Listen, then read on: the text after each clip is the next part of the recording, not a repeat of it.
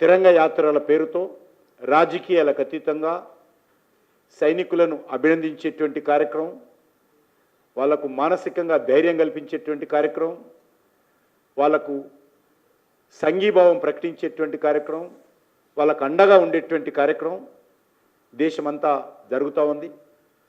23 వరకు కూడా జరుగుతుంది. దేశంలోని అన్ని జిల్లా కేంద్రాలలో ఈ కార్యక్రమం నిర్వహించడం జరిగింది. రేపు మన హైదరాబాద్ నగరంలో ట్యాంక్ బండ్ దగ్గర కూడా ఈ కార్యక్రమం నిర్వహిస్తాం. ఇందులో అనేక మంది ప్రముఖులు కూడా ఆహ్వానిస్తూ ఉన్నాం.